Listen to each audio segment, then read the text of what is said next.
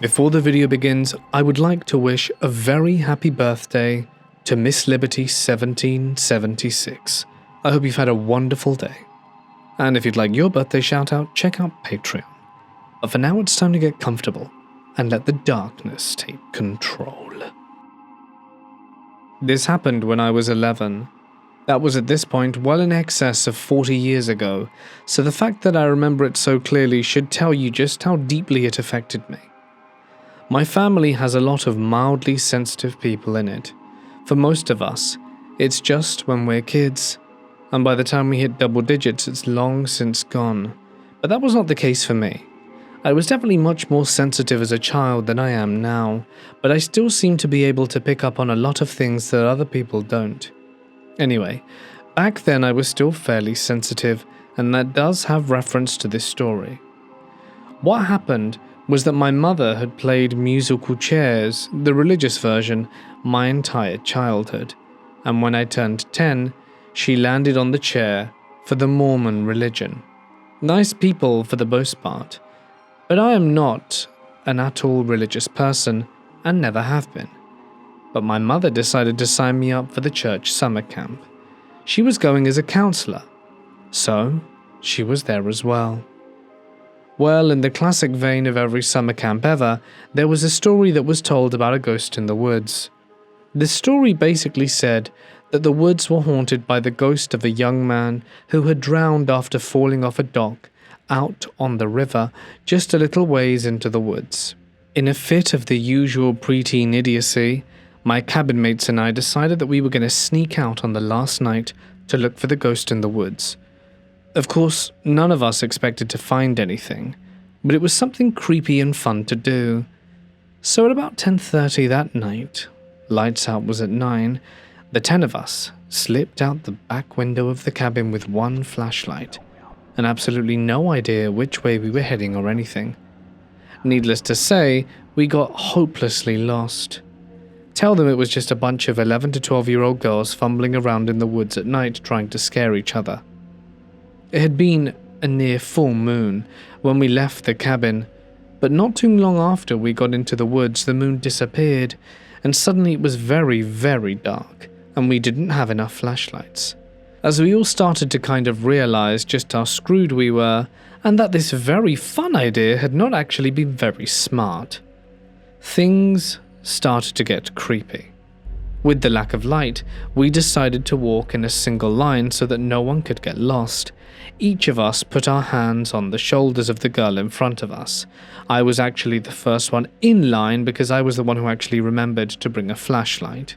Anyway, we start walking around in a straight line in what we think is the direction we came from, trying to get back to the camp, when I started to get a really strong feeling that we were going the wrong way. I literally heard someone say, as if they were right next to me, "That way isn't safe, go right."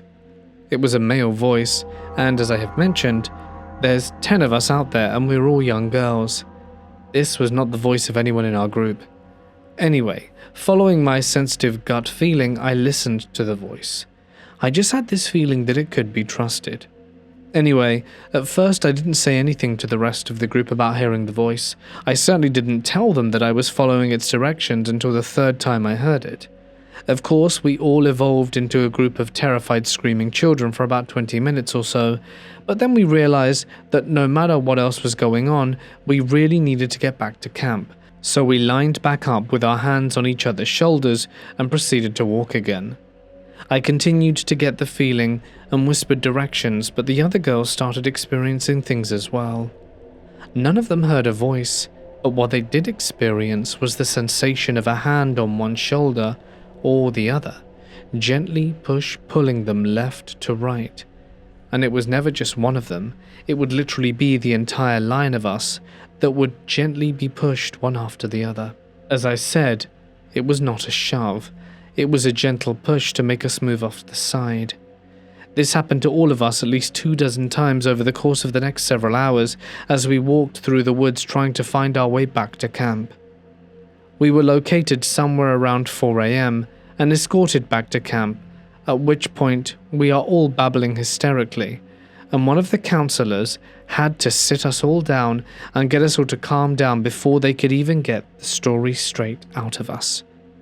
Now that alone is a pretty creepy story, but it's something that seems fairly subjective and would easily be dismissed and forgotten about, right? What really brought it all home was what happened the next day. We were not slated to depart until 4 p.m. the following day, so we basically had the whole day at camp before we would be going home. All of us girls had been sent to sleep and were not woken up until lunchtime because we had not slept the night and were all physically and mentally exhausted. But we were all very surprised to be rounded up and told that we would be going on a walk in the woods because the camp counselors and whatnot had some serious questions for us about the previous night. So basically, we were let out into the woods and we basically walked the exact same path we had taken the night before. At first our path was very random, as we had literally just tried to find our way through the woods, but it turned out that we had been heading towards a cliff that overlooked the river. There was about a 40-foot drop that we were heading straight for, and you could tell that we had stopped and taken a sharp turn to the right about 10 feet before we would have hit that cliff. When we walked parallel to the cliff for almost half a mile on a downward slope until we docked close to the river. We could hear the river, so we had realized we were close to it, but we never saw it. What really had everyone scratching their heads was the fact we came down the hill along the edge of the cliff, and then we had walked out onto an old, rotting loading wharf. It wasn't a small dock like we had pictured in our minds hearing the ghost story. This thing was massive, like the size of a football field cut in half lengthwise, and it was full of rotted spots. We had walked across it in a weaving pattern that literally traced the only safe path across the dock, and we never even knew we were on it. But that is when we had felt the hands, because we have been walking fairly level, and then when we turned to the right after I heard the voice tell me that way isn't safe to go, we had all started going downhill very noticeably, and it was when it leveled out again that we felt the hands. That would have been when we were on the dock. Those hands kept us alive and got us across the dock safely. We walked close to 150 feet of rotting wood, and not a single one of us so much as stumbled. But in the daylight you can clearly see the scuffed path along the dock that we had walked, and it was nothing like a straight line. Most of the counselors did not believe that we had encountered a ghost, much less that he had guided us and saved our lives. I think my mum was the only one who kind of believed us.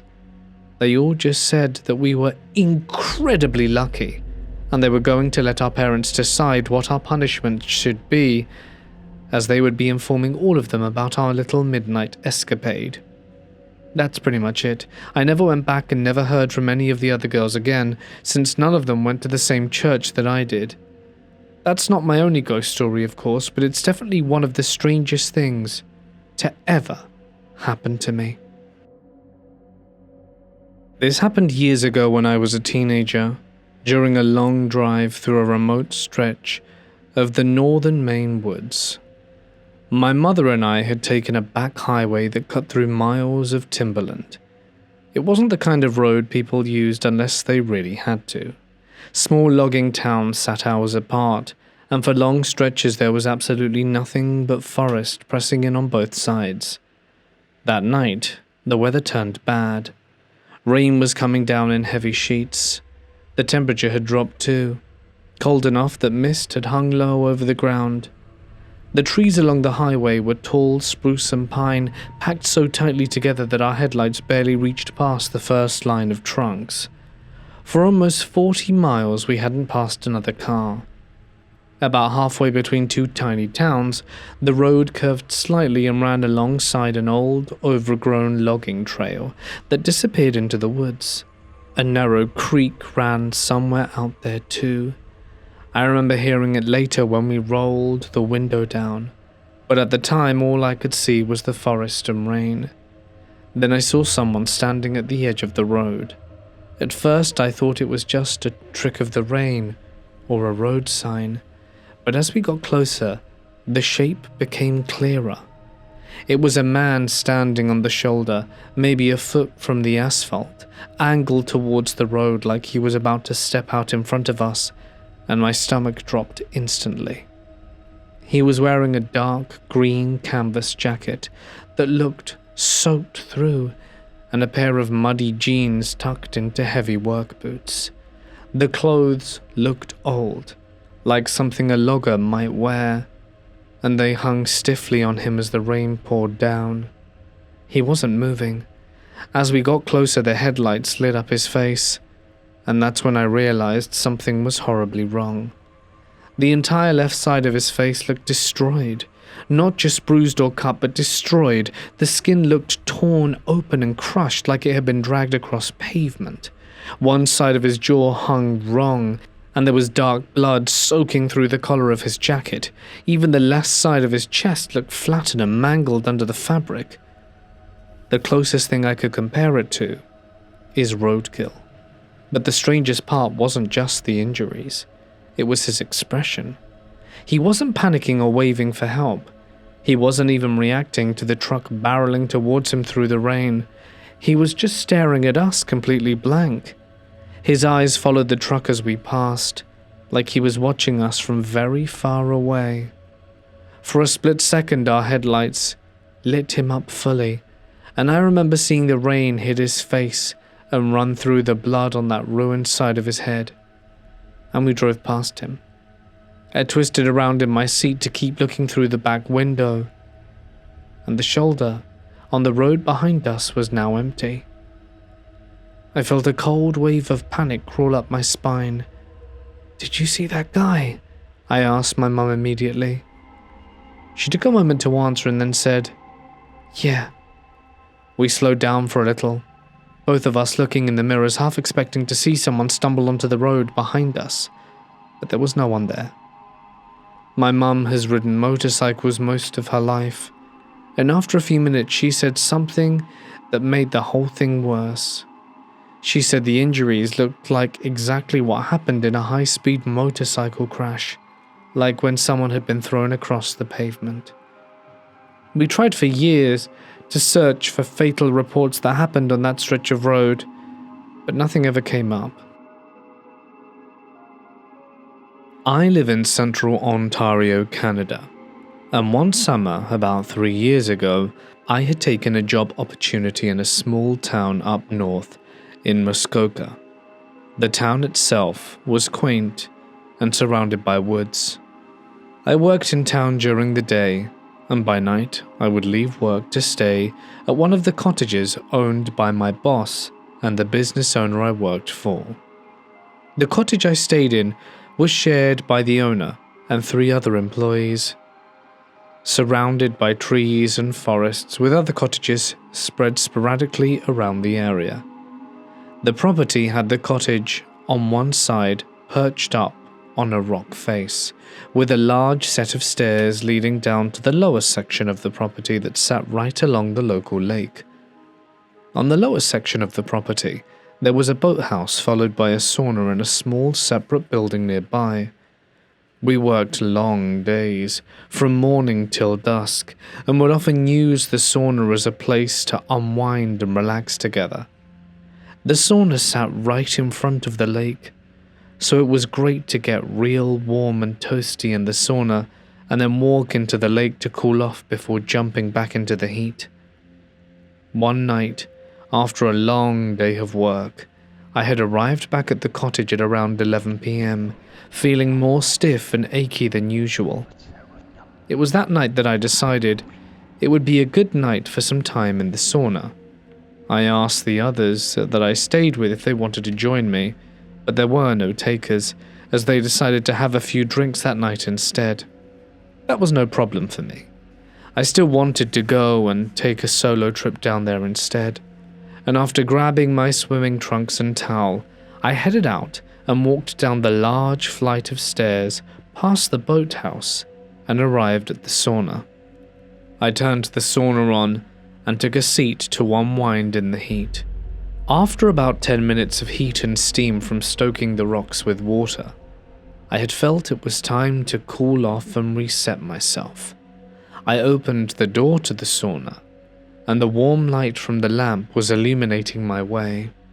I walked down towards the dark lake, and as I approached the lake, I slowly walked into the water, as it was a bit cool that night. When I reached about knee level in the water, I was abruptly alerted by a loud and drawn-out whistling sound.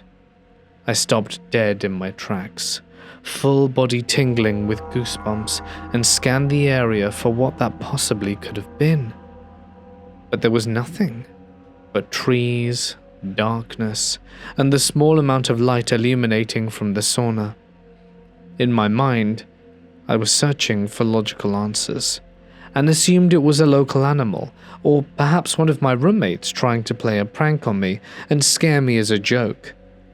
I brushed it off, and whistled back a tone of my own. Almost immediately after I stopped whistling, I heard the exact same tone whistling back to me from the tree line. It came right back in my direction, and I thought to myself, now that couldn't possibly have been an animal. It perfectly copied my tone and cadence, so I chalked it up to it being one of my roommates. I whistled in a more sporadic and bizarre way this time to see if it would copy me once again, and I whistled into the darkness. Instantly I received the exact same tone as it whistled it back. Not a single beat missed, but this time closer than before. A spine-chilling cold drew over my body. It felt like every hair on my body was standing straight up, and every drop of blood from my limbs escaped me. I was paralyzed in fear and had no explanation for that sound, and my only reaction was to leave everything behind and make it back to the cottage as fast as possible. So I booked it back up the stairs and into the cottage, only to see every one of my roommates sitting around the table, with no sign of them having been outside. I tried to calm myself and ask them if anyone had been out there and heard the whistling. Everyone said no, that they'd been sitting there the whole time. And that was when silence fell over the room. To this day, the most bone-chilling and unexplainable experience I've ever had was that. I didn't know not to whistle outside before this occurred, but after doing research and looking for answers, I now know not to do so, and also understand why. This story connects to a creepy experience and the dread of war from my country in the Western Balkans. I heard it from my old relative, whose cousin was one of the soldiers who encountered the Austro-Hungarian soldat Johann. The story dates from World War I and can also be found in the journal of a Serbian officer who was part of the group. The journal is preserved somewhere in a museum in Western Serbia. Note, this story happened during the battle on Mount Ser, and Johann's story goes as follows. We were advancing from the Drina, hauling our howitzers up a hill that you Serbs call the Eagle's Nest. Once we reached the summit, we could clearly see open meadows below, a sure sign that villagers were nearby. Our command post was set up along the edge of one such clearing, where tall turkey oaks cast shade from the August sun. I was looking for my comrade Franz, who was carrying a stack of potatoes to the field kitchen, when I heard a faint whomp in the distance. At that moment, the first shell landed among our positions, right beside where the horses and draft oxen were tethered. The Serbian scouts and artillery had found us. The next whomp struck near the command tent. The third I don't remember. I believe it landed close to me, and I was thrown into a nearby creek. When I came to, it was already dark. I was badly concussed and had no sense of direction and no way to find my unit. All I could hear was the call of the night owl and the breeze moving through the treetops. I don't know how long I wandered along the creek downstream when I saw the dark outline of a watermill beside a large pale stone. It was one of your Serbian watermills with a moss-covered hip roof. I didn't hear the millstone turning. It looked abandoned since Ottoman times. Inside there was a stone sleeping platform positioned directly opposite the entrance, with the millstone resting beside it. Nearby stood a small wooden three-legged stool next to what must have once been a campsite. The wooden ceiling was low, and I cursed myself for not climbing onto it to sleep instead. And I lit a flyer on the floor that evening.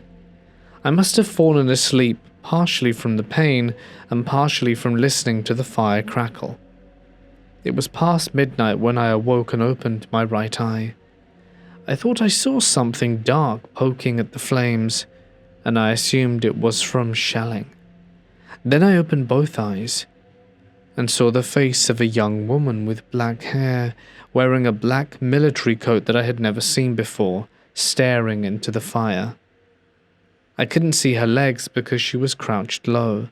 I sat up, but she paid no attention to me and only stared into the flames. My gut told me something was wrong. I took one of the broken chair legs and pretended to tend the fire, waiting until the wood glowed red. Then, without warning, I thrust it beneath her coat. She leapt back, revealing goat legs with black hooves. She let out a sound somewhere between a baby's cry and laughter and ran out the mill, cursing me in my own language. When I finally came to my senses, I ran outside as well, scrambling uphill away from the mill and the stream. I don't know how long I ran, but I stumbled straight into your ambush, and after that I remember nothing. Johan was shot in the belly and collapsed. Later, he was transported to the field hospital of the Serbian army, where he was recovered and exchanged as a prisoner. There is where he shared this story. This happened this week. I took my son and his friend for a planned 3-day hike along Laurel Highlands hiking trail in Pennsylvania. This was their first overnight hike, so we were all excited. We made it to our first night shelter just before dark. We got a fire going in front of the shelter, which had a fireplace and chimney in front of 3 walled shelters. There were no other hikers on the trail, and no one else had reserved a spot at the campsite. So we got camp settled, ate dinner, and the guys put on some music while we were just turning in for the night. That was when I first heard it, from at least a few hundred yards away. There was a loud knocking noise like someone hit a heavy branch against the tree. The second time was closer, and my son heard that one. The hair on my neck stood up, and I continued to listen. The boys eventually dozed off, and I could hear their light snoring as they slept. But the knocking continued, be it a few minutes or 10 between each knock. Eventually I would hear what sounded like a small sapling being jolted near the boundary of our camp. It was at that point I used my bright flashlight to spot the woods in all directions, but didn't catch anything. Just as I began to relax and fall asleep, it began again. It was the same pattern, but now, below us on the ridge, I positioned my body so I could see both sides of the chimney. One of the boys moved in their sleep, making a noise in their sleeping pad. This alerted something behind our shelter as I heard it take off again. Again, I didn't catch it with my light. This continued twice more through the night, and I didn't sleep until the sky began to get light. When my son's friend's alarm went off, he claimed in his stupor that he saw the shape of someone standing next to our fireplace. But when he went for his light, it was gone. He fell asleep before the first knock and had no idea what happened all night. I've heard raccoons smashing fresh water clams off rocks before, but for the life of me, I don't know what it was. I know my first thought was Bigfoot, as there are stories in this parts of Pennsylvania going back centuries, but I am trying to be rational. I just know something primal deep within me was triggered when that first knock sounded. I put my headlamp and glasses on and got positioned to act, and had my pistol out and ready if needed. But I never forget the way the hair on the back of my neck felt at that moment. This encounter took place when I was around 10, on a trip to India that my family and I embarked on, and we went up north to Kashmir in Ladakh to visit family. Now, if you don't know Ladakh, it's a region of India way up in the north and has disputed borders with China and Tibet. All in all, it's a pretty remote and isolated area. We were staying in a rather rural area on the top of this mountain, looking out into forested mountainsides in most directions. It was gorgeous. There was no light pollution or traffic, just us and nature. The first couple of nights I slept amazingly, probably the best sleep I've ever had and ever will. The day before I saw this creature, we decided to go on a hike in the Himalayan mountain range. The sky was clear, our visibility was great, and it wasn't deathly cold outside as it was during summer. The first part of the hike was great, beautiful views and breathtaking nature, and I remember we got to the flat area of the trail and it started to get cloudy outside. Some of us wanted to head back, but we decided to push on. Only a couple of minutes later it started raining, cold, icy, hard bits of rain. When we realized it turned into hail, we all ran for cover as the size of the hail grew. I was always the runt of the group, small and scrawny, so I wedged myself under this massive rock. It was almost like a shallow cave. I could see everyone running for cover, but the mouth of the opening was shaped so that it had this overhang where no one could really see me. It felt like we waited there forever, when in reality it was probably only a few minutes. But while I was wedged into that crack, I realized that it was completely dry, which was strange because the wind was strong and definitely would have blown the rain and hail into the opening. I had this weird sinking gut feeling, like when you know you messed up and all the hairs on the back of your neck stand on end. I was frozen in fear. I originally thought because the crack was so low that nothing could fit in here, and I didn't realize that the hole I was in went a lot further back into the rock than I had realized. Something else was sitting here moments before I crammed my way in. I didn't care, it was still hailing, and I scrambled my way out, not looking back. Everyone was surprised to see me come out. They all had lost sight of me and didn't know where I had gone. But I wanted to get the hell out of there, and I rounded everyone up as the stubborn 11-year-old I was and forced us to run back down the trail. Luckily at that time, the hail became less severe and just felt like heavy raindrops. Though normally couldn't keep my mouth shut, I decided not to tell anyone about my experience in that hole, because I knew I was just going to get scolded. I felt off for the rest of the day and tried to enjoy the rest of nature with my family, but I felt weirdly sick. I just chalked it up to the lack of oxygen at that height and went on with the trip. The day goes on, and that night was when the encounter happened. Related? I'm not sure, but I think I disturbed something when I hid under that rock. So we're half a week into the trip. It was night time, maybe 1 a.m. My sister and I had stayed up exploring with my dad. By the time my sister had settled down, it was me and my dad. Neither of us were tired yet, so he asked if I wanted to go stargaze. When I was a kid, I was obsessed with space, constellations, black holes, dark matter. I loved it all. And as a kid, I grew up in this city with light pollution everywhere, so the chances to stargaze were slim to none. I jumped at this chance.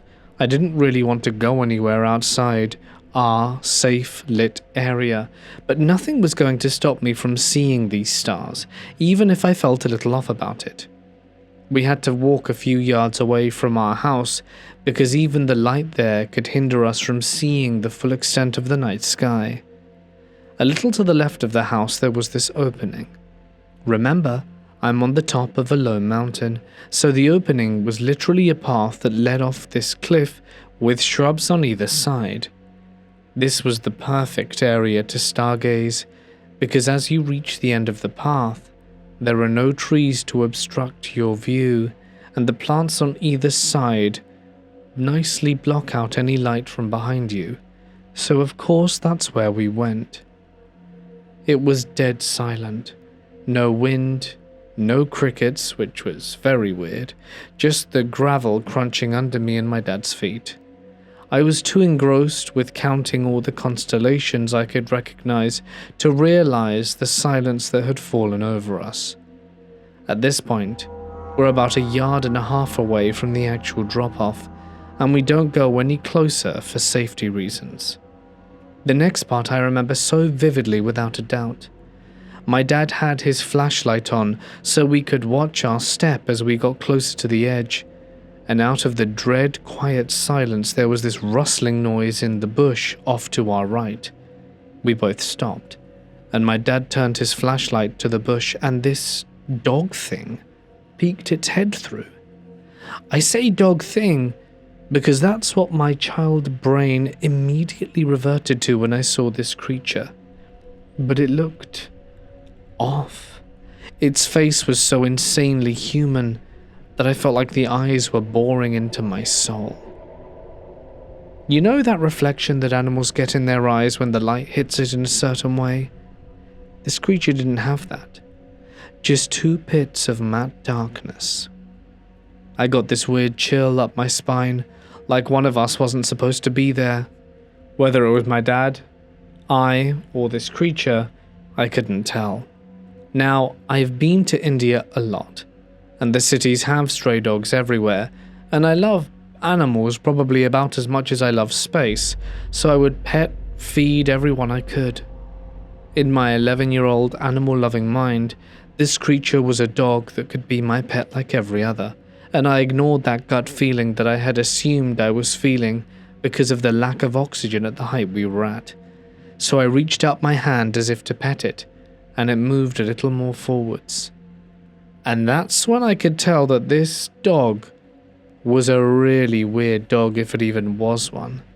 Its proportions were off, like the joints in its legs were higher than they should have been. Its neck was way too long, and its fur was slick. So slick it could have been fuzzy skin. I remember my dad grasped my shoulder firmly, an obvious command to not move, and whispered, "Stop." I thought it was him being overly protective and not letting me pet a dog because it was wild and could have rabies.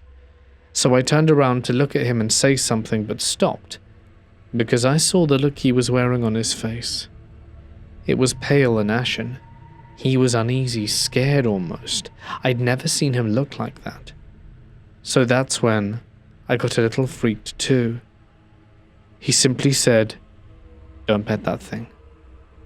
I slowly turned back to it, every hair on my body standing on end, as I watched it retreat a little further, back into the bushes. Its eyes never left mine. That's the part I remember so vividly. It never broke eye contact with me. Its eyes didn't flit around like a cornered or aggressive animal. Even humans don't hold eye contact the way that thing stared at me. My dad turned off the flashlight, maybe to use it as a weapon or something, but just as the light left, the thing vanished into the darkness. I don't know how long we stood there. Part of us expected it to come lunging back, but it never did. And here's the other thing. There was nowhere for it to go.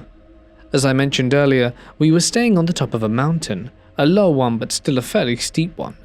My dad and I were at the edge of a drop-off with no way up or down into the area. On either side of that path to the drop-off were low bushes, and on either side of those bushes were more houses. Unless that thing buried a hole under the bushes, or somehow made its way down that steep mountain drop with no noise, then I have no idea where it could have gone. If anyone has any idea on what this might have been, or had a similar encounter in India, then I'd love to hear it. I'm looking for any campers, hikers, or Native American experts who have experienced high strangeness at the Ghana State Park or the Frio River. I'm finally telling the exact story of what happened to my friend and me years ago, because it still haunts me. We were young, drinking, and being complete idiots, and camped near the river opposite the soccer pitch, right under the shadow of the old, baldy cliffs. Despite warnings from other campers that the spirits there are protective, I started aimlessly chopping at a tree with a hatchet, taking a huge chunk out of it for no reason. We threw trash around and basically treated the place like a dumpster. And that night, the retribution began. It started with shadows against the tent wall. There wasn't enough light to cast a shadow, but the air outside seemed to intensify in a weird cold glow that shouldn't have been there. Through the nylon, I saw what I can only describe as the little people. They were about 3 feet tall, incredibly stocky, and had a dramatic hunched-over posture. They were completely covered in thick, matted, ancient-looking hair, and began ritualistically marching in a tight circle around the tent. The chilling part? As they circled us, they didn't walk. They were rhythmically rising up and down almost like a predatory bobbing motion, while whispering in a low, guttural chant that we couldn't understand. Then, they started poking the tent. They pushed into the fabric so hard it was actually hitting my friend's head. We were terrified. Every time we unzipped the tent to scream at them, the campsite was empty. The second we unzipped, the rising and falling shadows and chanting would disappear, and re-zipped, they'd return. One of them was holding a stick, and I swear I saw the silhouette of a necklace made of bone around its thick neck. Could it have been the Nonipi? Maybe Pakwaji? I've heard Comanche legends describing rock people who guard the limestone canyons of the hill country. Has anyone else experienced this rising, falling, circling behavior, or the physical poking? We didn't believe the warnings until the forest literally surrounded us. I was very skeptical of the paranormal until this happened to me. I don't understand how me and my buddy could see the same thing, and how every time we unzipped, there was basically nothing there. On a road trip, a friend and I decided to stop at Brushy Mountain State Penitentiary and camp nearby. We knew the history of the place and had read up on it on the way there. A friend of mine came along. She was very into the spiritual side of things and wanted to look for ghosts. That was mostly her interest, though we were all curious about the prison itself. In person, the place is imposing. It's a huge grey prison set hard against the mountain wall and surrounded by thick Tennessee woods. The trees and hills feel alive, and then there is this massive block of concrete sitting among them, unnatural in its shape and weight. There were no tours or concerts that day, and the place felt quiet. We parked in a clear lot and walked up towards the building. When we reached the courtyard, we were surprised to find the gate open. There were no signs stopping us, so we went in and began looking around. There were 2 men in the courtyard throwing a ball for a large dog. We noticed them but didn't think much of it until the dog wandered over to us. When that happened, one of the men came over and began chatting. Instead of asking where we were from, he asked why we were there. He pressed to know if we were part of a tour. Once he knew we weren't, he said he was contracted by the owner to do some work there and that we were not supposed to be there. He did not explain what he was doing or why the gate was open. Once he knew we were just visitors, he became short and insistent. We left the building respectfully without making a scene. We stayed at the prison and continued walking around, and my friend pointed out how odd it was that someone on official business would be working with a dog loose in the courtyard, but we tried not to dwell on it. We were still more interested in the building. Not long after, a white crossover pulled into the lot and came right up onto us. There was a woman and kid inside. She got out and immediately pushed us towards the exit. She said her man had just spoken to us and that we were not allowed there. My friend pushed back, but we still left. As we did, the woman followed us and shut the parking lot gate behind us. Once outside the site, we checked the rules and knew we could be there and that it was a common thing to do. That night we came back. We parked in the outer lot and waited, and while standing by the car, we saw a truck drive slowly the length of the road leading up to the prison. We were in the dark, and it did not see us, and continued slowly back. We talked it over. We could drive in, but if we went straight in and got run off, that was it. But if we went on foot around the drive and up the hill first, we could look around and still come back the right way. So we climbed the grassy hill beside the road, staying out of the parking lot lights. At intervals, a bright light swept up into the sky from the prison. We figured it was part of the place, a spotlight may be left for running effect. As we moved along the hill, we heard what sounded like a dirt bike somewhere beyond the lot. The noise bounced off the hills and then cut out. Not long after that, we heard screaming. It was distant and fearful, and we stopped and listened. It happened again. We whispered among ourselves, trying to decide if someone else was there, maybe someone on a tour. As we stood there, we all noticed something in the dark near us, a wild pig. We hadn't seen it at first. It shifted and started towards us. My friend grabbed both of us without hesitation and pulled us back. He had seen wild pigs before, and we backed away and ran for the car. At this point, we assumed there had to be other people at the prison. The light sweeping the sky and the sound of the dirt bike made it seem active, like there was something going on. So we drove back in openly, like we were supposed to be there. As we passed by the road, we saw the same truck parked off to the side. The kid in the back was screwing with a flashlight, pointing it up into the sky.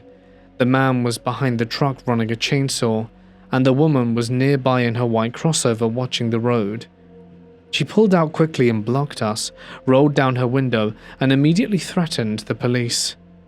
My friend told her we had checked the hours. She said she knew the owner, but would not give a name or phone number, and we left again. Once we were back on the road, we called the police. They said that we were allowed to be there, but advised not to return that night and said it might not be safe.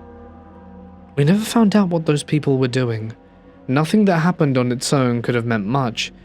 Any one part of the night could have been explained away, but taken all together, it added up to something strange. And that is what stayed with us. Me and my boyfriend went on a walk at about 2 a.m. under the full moon to smoke a joint along this old railroad trail that had a giant collision back in the 1800s, and tons of people tragically died. We were walking for probably about 30 minutes at this point, and we came up on a house, which was weird as we were in the middle of the woods. It was a very old house, completely made of wood inside and out, and there was nothing inside it really, no furniture, TV or bookcases or anything. I said it was weird and looked staged, and my boyfriend said it reminded him of old mountaineering cabins. However, next to the little house was a giant metal garage.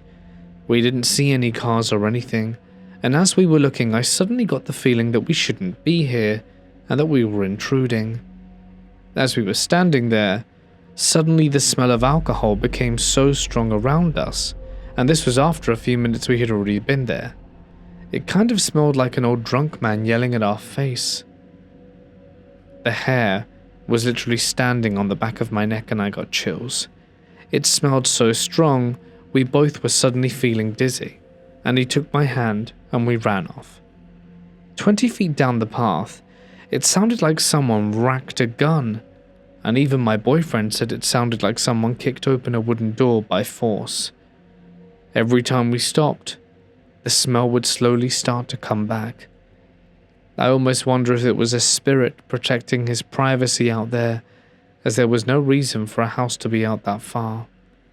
We might go back in the daytime, but we went down some twists and turns, and up some private property trails, so I think we may never find it again, even if it is there to begin with and wasn't some kind of weird rift in time to an old-fashioned railroad tender or someone who was just an alcoholic, so he didn't want to leave this plane.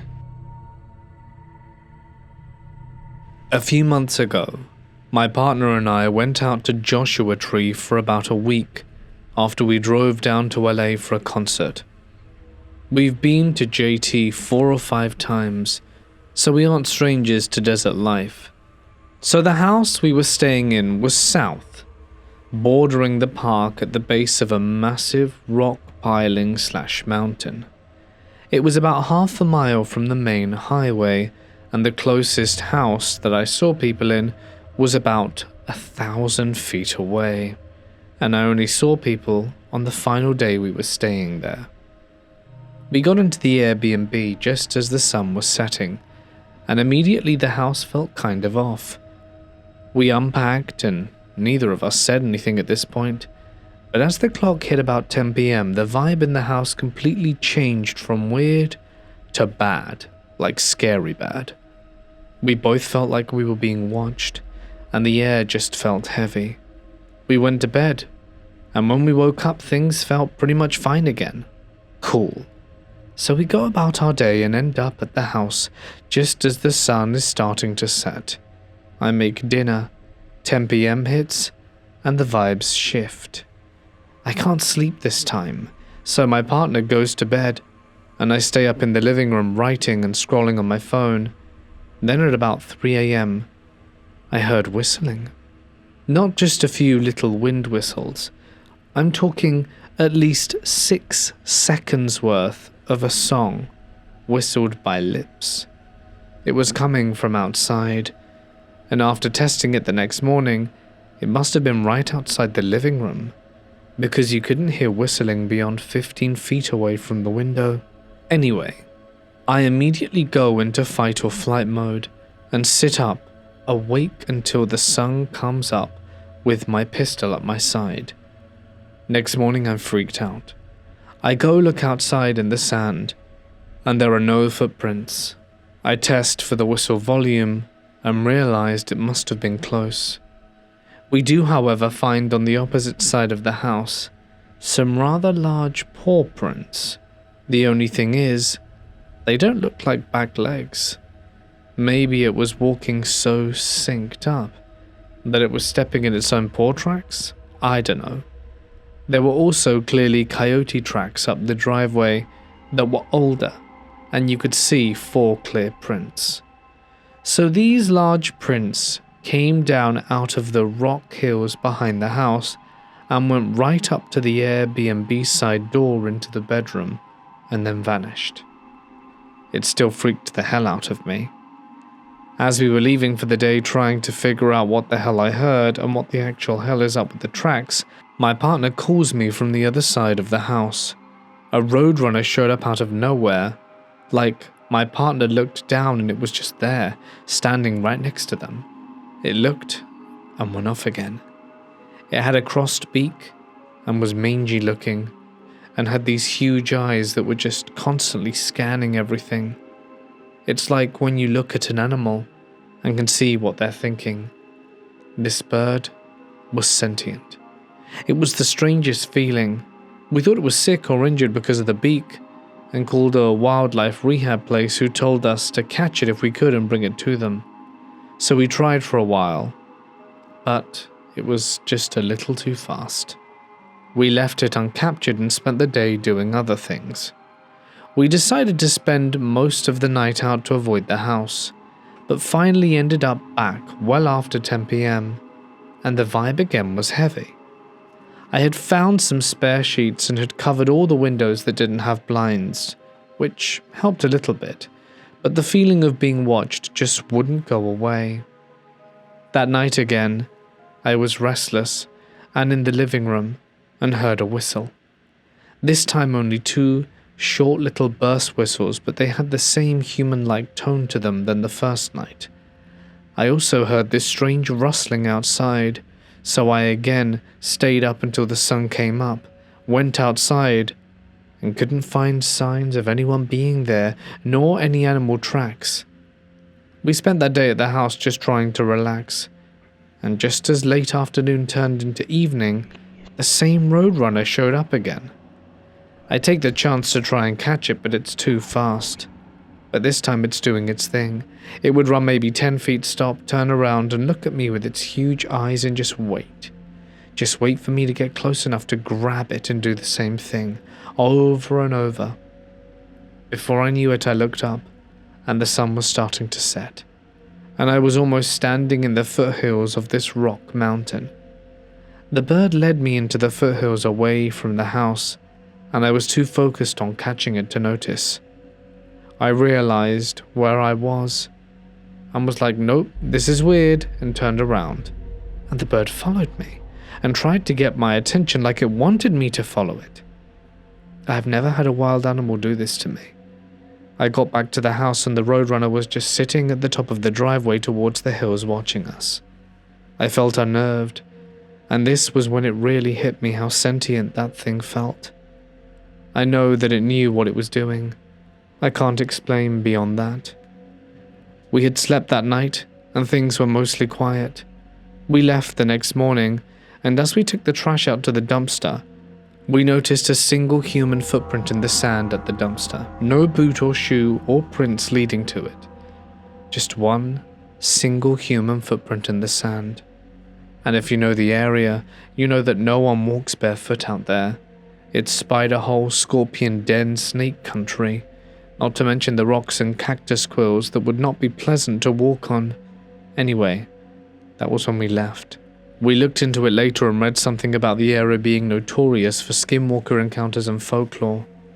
I really knew nothing about them before, and still know very little, so take this for what it's worth. Hey guys, it's Mort here, and thank you so much for listening. I hope you've enjoyed tonight's scary stories from the deep woods. If you did, you can let me know down below, and you can let me think of the changes I'm trying to make if you heard them from last video. I should be joining you again tomorrow, and if you would like some cool basement stories, you can find those on Patreon tomorrow as well. But that's it from me. One final thanks as always to my members and patrons whose names can be seen on screen. I'm wishing you all a great night.